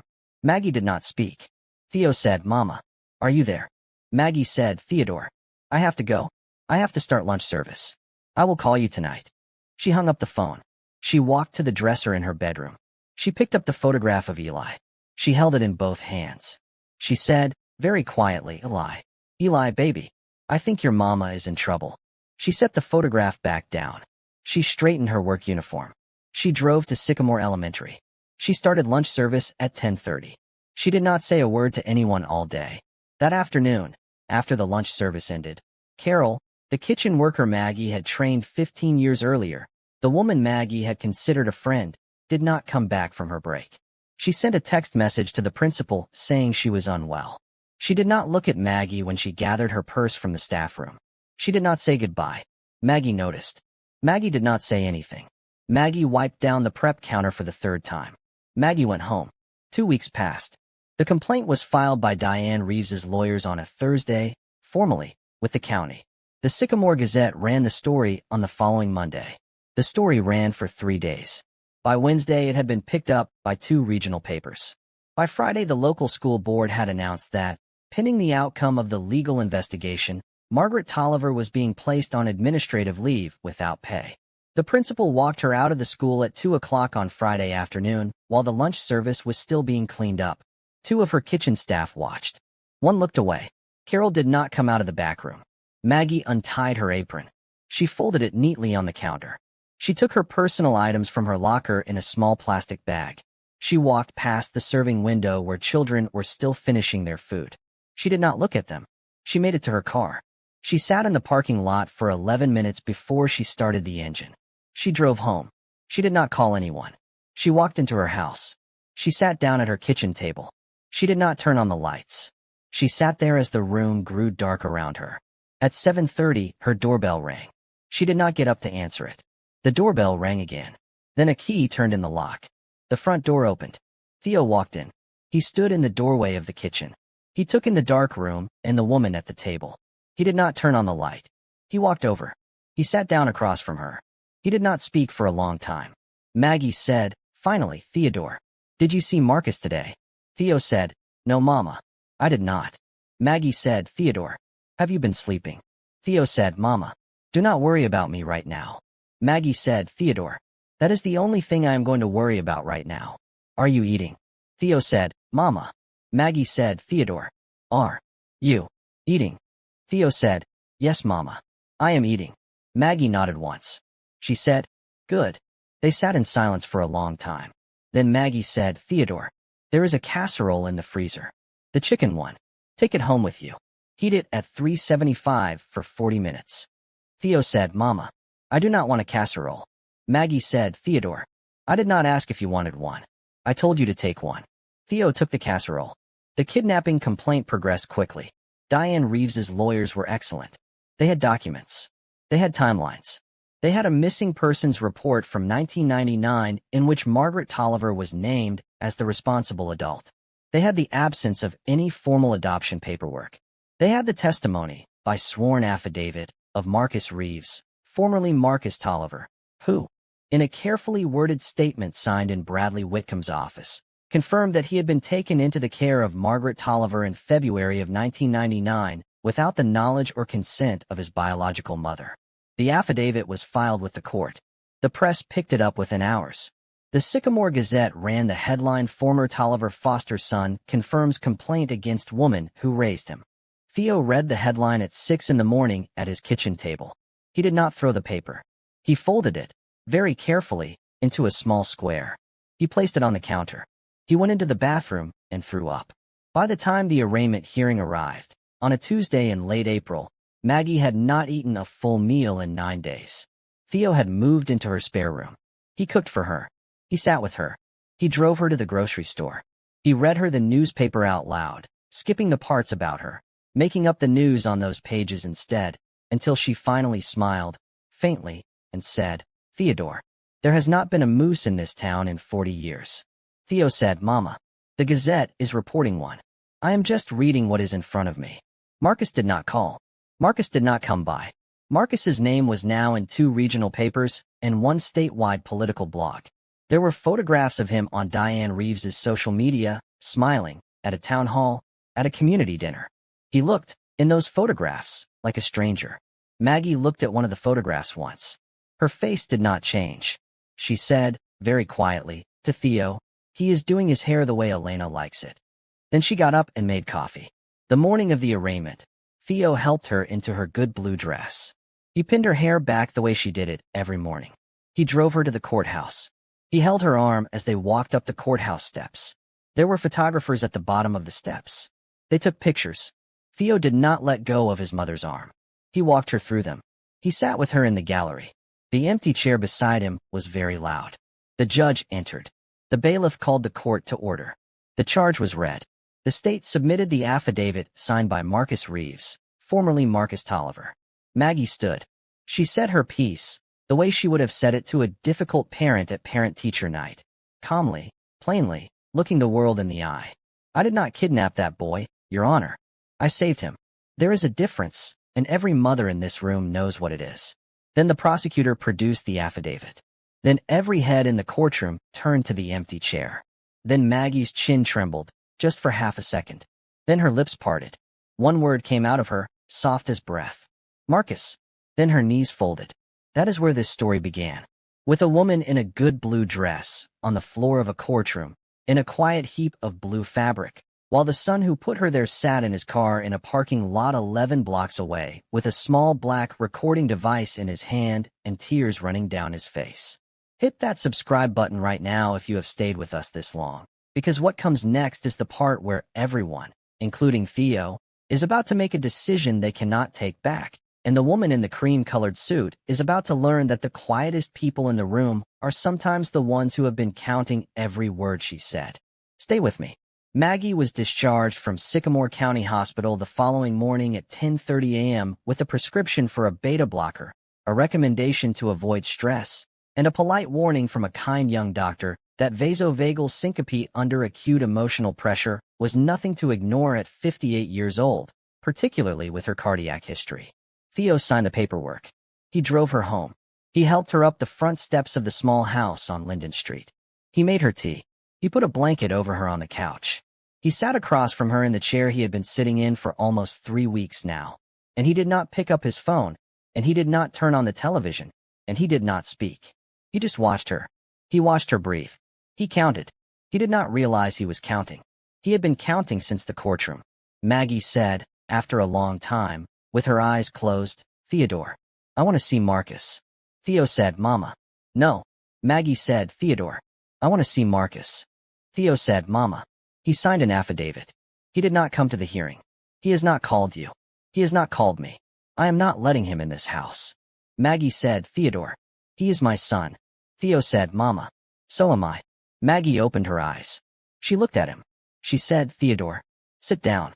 He sat down. She said, "Theodore, there is something I want you to know. I do not know what Marcus is doing. I do not know why, but I have raised that boy since he was 6 years old. I have watched him chew his bottom lip when he is thinking. I have watched him hold his breath when he is afraid. I watched his face on the day he found out Elena was pregnant. I watched his face when he held Clara for the first time. Theodore, I know that boy. I know him better than I know myself. Whatever he is doing, he is not doing it for the money. I do not know what he is doing it for, but it is not the money." Theo said, "Mama, he took the money." Maggie said, "Theodore, he took something. I do not know what he took, but I know what is in his heart. And what is in his heart did not change overnight." Theo said, "Mama, people change." Maggie said, "Theodore, some people do. That boy does not." Theo did not answer. He looked at his hands. Maggie watched him. She said, Theodore, do not hate him for me. Whatever happens, do not hate him for me. Theo said, Mama, I cannot promise that. Maggie said, Theodore, yes you can. You promise me right now, or I will get up off this couch and I will swat you with a dish towel, vasovagal syncope, or not. Theo laughed. It was a wet, broken laugh. He said, Mama, I promise. 2 days later, on a Thursday afternoon, while Maggie was asleep on the couch, Theo's phone rang. It was a number he did not recognize. He almost did not answer. He answered. It was Elena. Elena said, Theo, I need you to listen to me. I am only going to say this once. I am calling from a payphone outside a gas station. I do not have long. Marcus is doing something. He has been doing something for 6 weeks. I cannot tell you what it is. He made me promise. But I am breaking that promise right now because your mother is about to go to jail and I cannot watch this anymore. Theo, Marcus has been recording every meeting, every phone call, every conversation with that woman and her lawyer. He has hours of audio. Hours, Theo. He has been letting them say everything they wanted to say. He has been letting them think he was bought. He has been waiting for the right moment. The trial. He is going to take the witness stand. He is going to say something publicly that they cannot take back. And then he is going to play the recordings. All of them. In open court. He is going to burn that woman to the ground. Theo did not speak. He could not. Elena said, Theo, he has been carrying this alone. Me and him. Since the night that man came to our house. He did not tell you because he knew if he told you, you would tell Mama, and if Mama knew she would refuse the deal in his place. She would take the bullet. Theo, he could not let her take this one. Do you understand? Theo said, in a voice that did not sound like his own, Elena, he has been letting our mother think he betrayed her. Elena said, Theo, yes, he has. Theo said, Elena, he has been letting me think he betrayed her. Elena said, Theo, yes. Theo said, Elena, why are you telling me this now? Elena said, because the trial is in 11 days.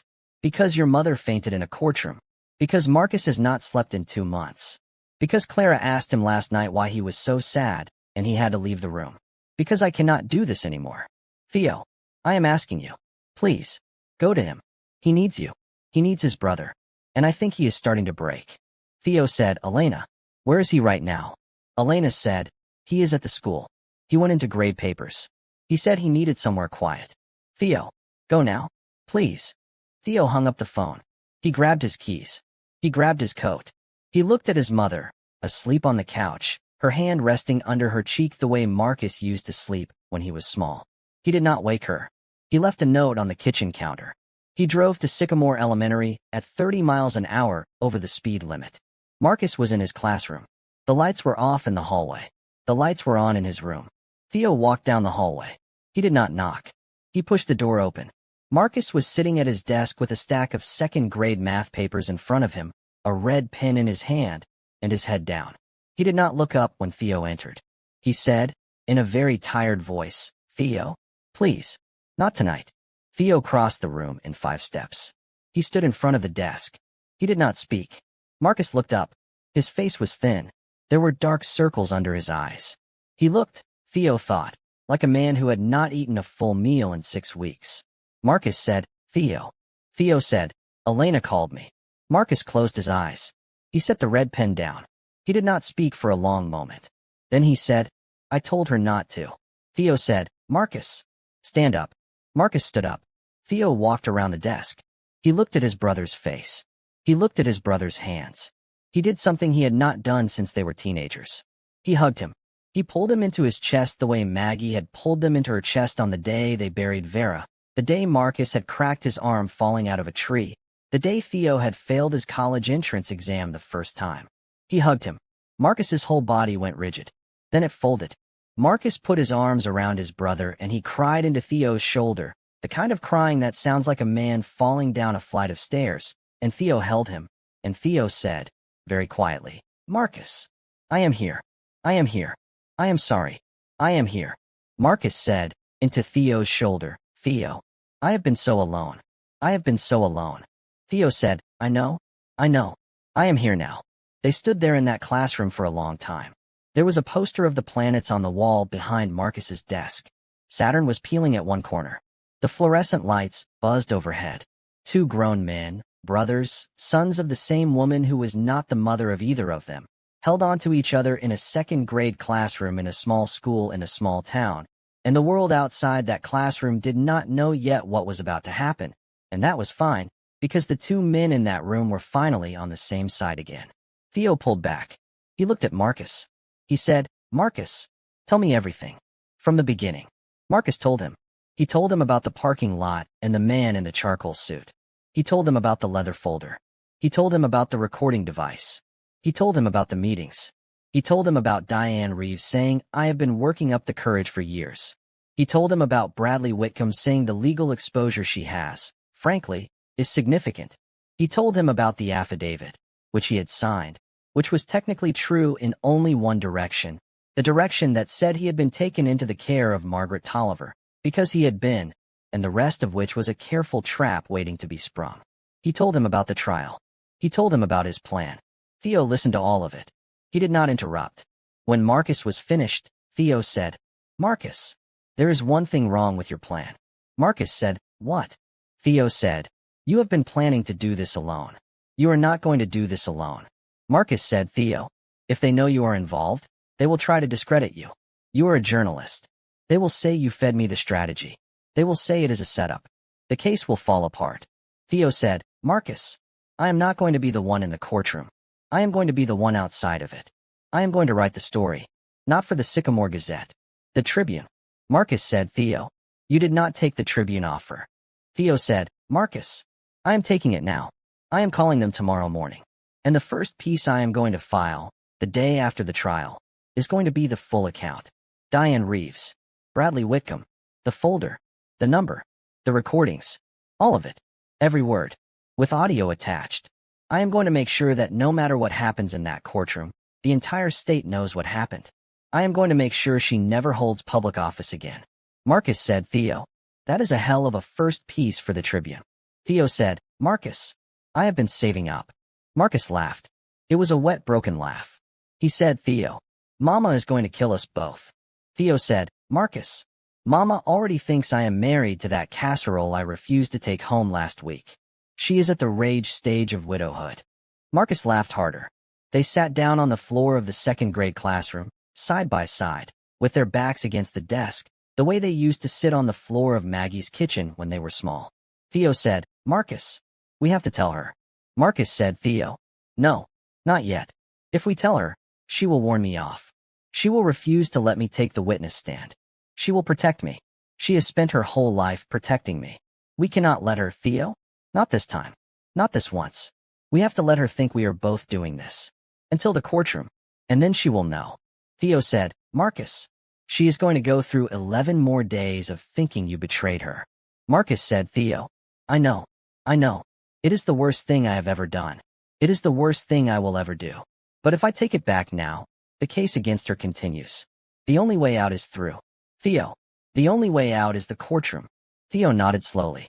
He said, "Marcus, all right, 11 more days. But I am moving back into her house tonight. And I am going to make sure she eats. And I am going to make sure she sleeps. And I am going to be sitting 2 rows behind you in that courtroom when you take that stand. And the second you turn that recording on, Marcus, I want you to look at me. I want you to look at me when you do it. Because I am going to be the only person in that room who knows what is about to happen, and I want you to know you are not alone." Marcus said, "Theo, all right." They sat on the floor of that classroom for another 20 minutes, not saying much. Then Theo drove back to Linden Street. He let himself into the house. Maggie was awake. She was in the kitchen. She was making soup.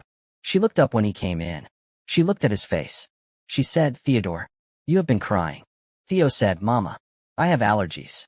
Maggie said, "Theodore, there is no pollen in April that causes that face. Sit down." Theo sat down.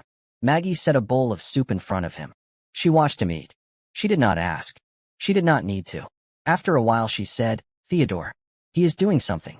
Is he not?" Theo did not look up. He took a slow spoonful of soup. He said, "Mama, eat your soup." Maggie watched him for a long time.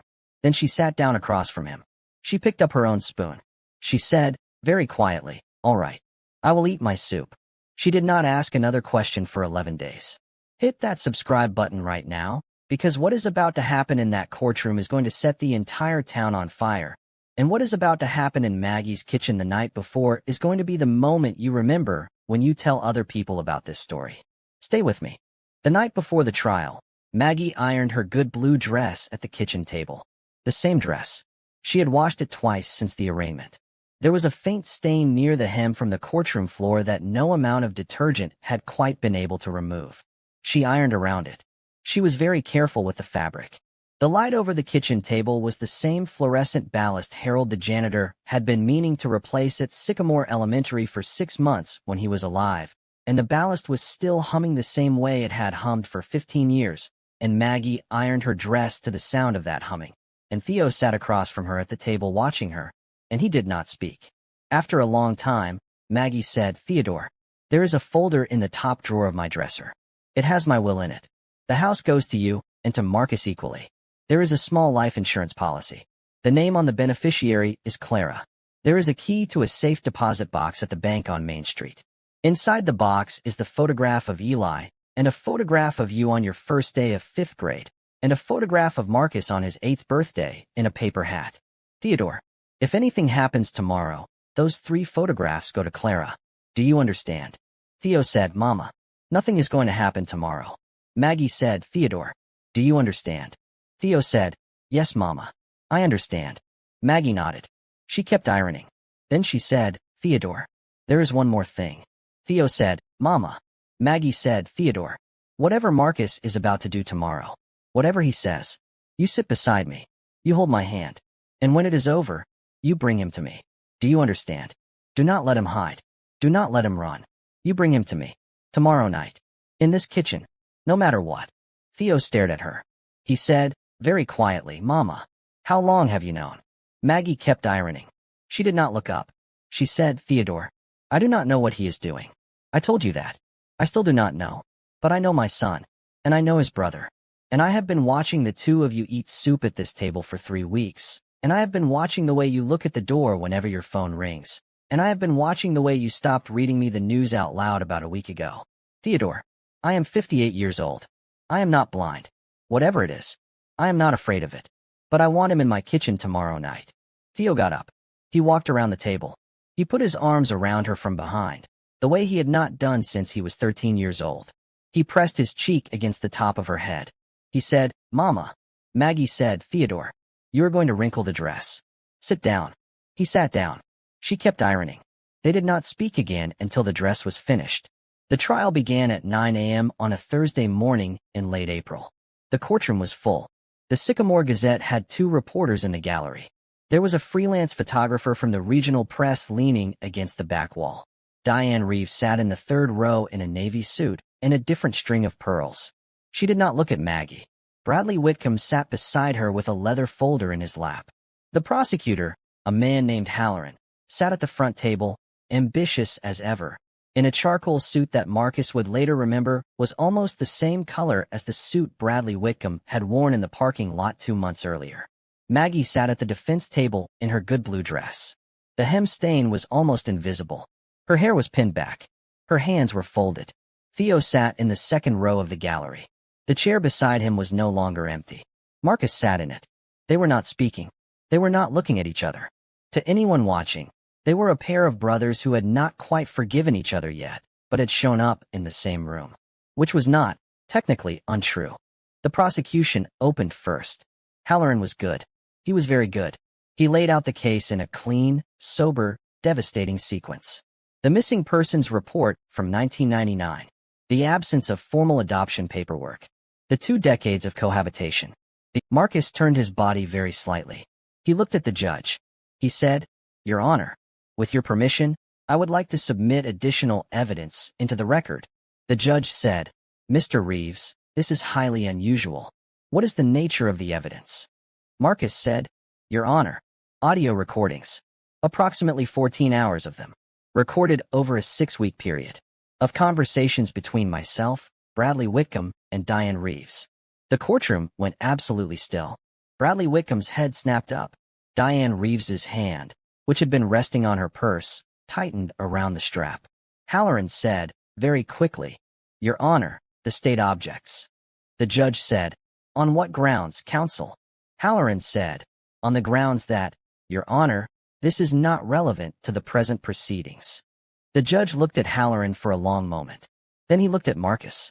He said, Mr. Reeves, can you tell the court the relevance of the recordings?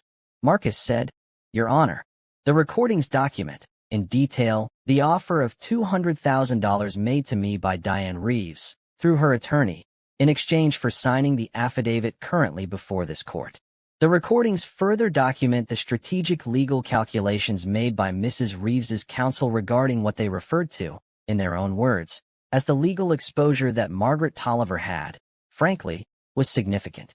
Your Honor, the affidavit before this court was procured under duress, financial inducement, and the explicit threat of further legal action against my mother. I would like the court to hear the recordings before I am asked to confirm the contents of the affidavit any further. The courtroom was utterly silent. Diane Reeves had gone the color of paper. Bradley Whitcomb was on his feet. Halloran was staring at Marcus like a man watching a building fall on him in slow motion. The judge said, very slowly, Mr. Reeves, you are aware that you are currently under oath. Marcus said, Yes, Your Honor. The judge said, Mr. Reeves, you are aware that what you are describing constitutes potential evidence of witness tampering, attempted obstruction of justice, and conspiracy to commit fraud upon this court. Marcus said, Yes, Your Honor. The judge said, Mr. Reeves, are you prepared to submit these recordings into evidence? Marcus said, Yes, Your Honor. The judge said, Mr. Reeves, where are the recordings? Marcus reached into his jacket pocket. He produced a small flash drive. He said, Your Honor, the originals are on this device. Backup copies are held by my attorney, my brother, and a third party who has been instructed to release them to the press in the event of my untimely death. A murmur ran through the gallery. The judge tapped his pen on the desk. He said, We will take a 15-minute recess. Counsel will approach the bench. The bailiff stepped forward. The judge stood. The court rose. Diane Reeves stood, slowly, in her navy suit and her pearls, and she looked at Marcus on the witness stand for the first time since he had begun speaking, and what was on her face was not fear, exactly. It was the careful, calculating, almost admiring expression of a woman who had been outplayed by someone she had assumed could not play. Marcus did not look at her. He looked at his mother. Maggie was sitting at the defense table with her hands folded. She was not crying. She was not smiling.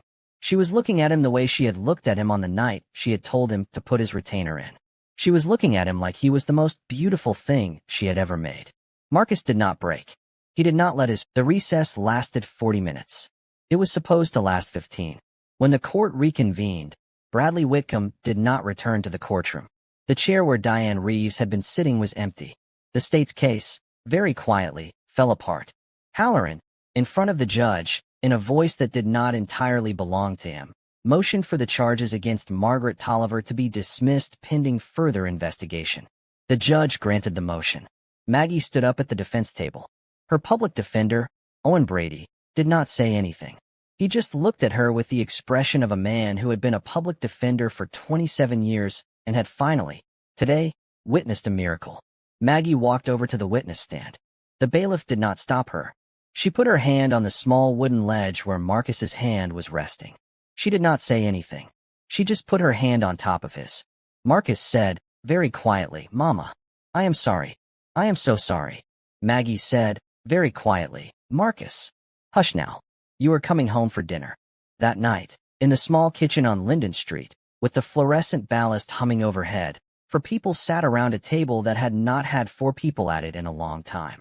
Maggie at the head, Marcus on her left, Theo on her right, Elena across from her, with Clara asleep on the couch in the next room, and Marcus's hand on Elena's belly under the table where the second baby was already beginning to make herself known. Maggie had cooked roast chicken. She had cooked mashed potatoes. She had cooked green beans. She had cooked it because there was no other food on earth that meant what roast chicken meant in that house. Marcus had eaten 3 plates. He had not eaten 3 plates of anything in 2 months.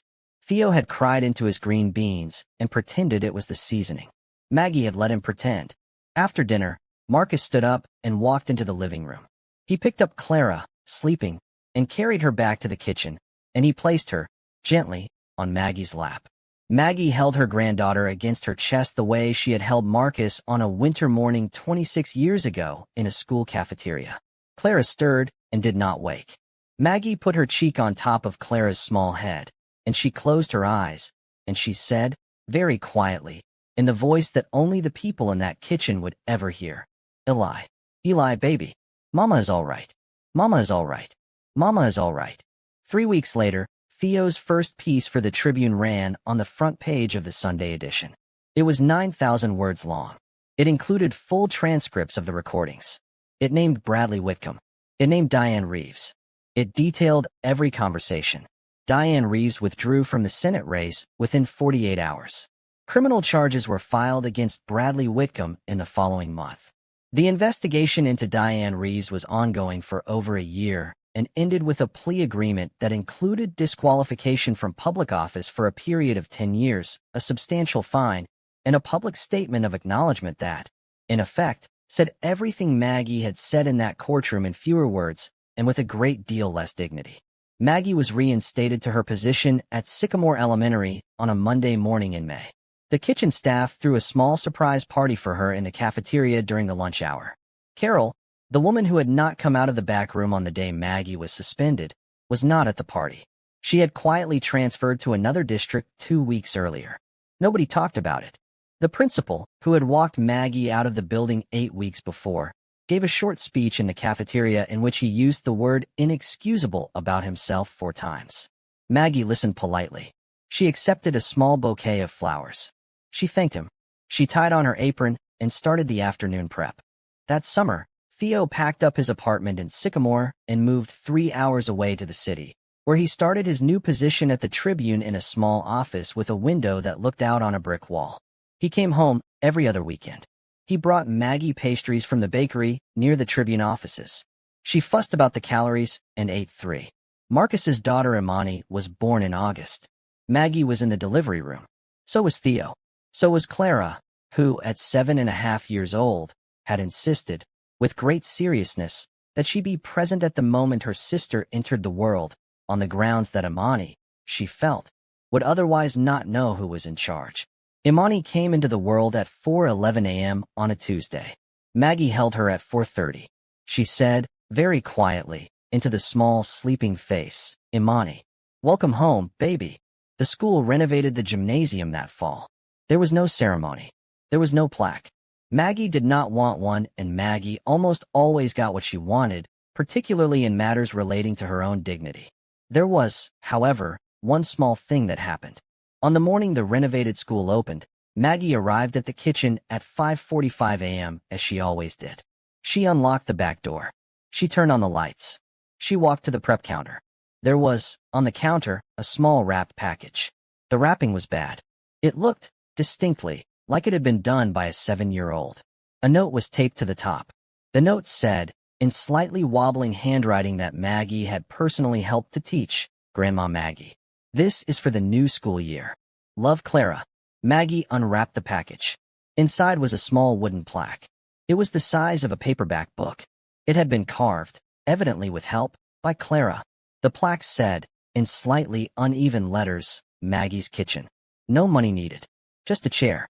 Maggie sat down on a stool by the prep counter. She put the plaque on the counter in front of her. She looked at it for a long time. The kitchen was quiet. The fluorescent lights hummed overhead. Outside, the school was just beginning to wake up. The first car was pulling into the parking lot. The first child was about to be dropped off. Somewhere in the building, a teacher was unlocking a classroom door. Somewhere in a small house on Linden Street, 2 photographs sat on a dresser, side by side. A 4-year-old boy, gap-toothed and grinning. A 6-year-old boy in February, in a thin cotton shirt, sitting on a set of school steps, eating a pancake, 3 at a time, the way no child should ever eat food. Maggie picked up the wooden plaque. She walked across the kitchen. She set the plaque on the windowsill above the sink, where she could see it every morning at 5:45 a.m. when she filled the coffee pot. She tied on her apron. She started the breakfast service. The first child of the day arrived at 6:45. He was a small boy in 3rd grade. He was hungry. Maggie made him pancakes. The end.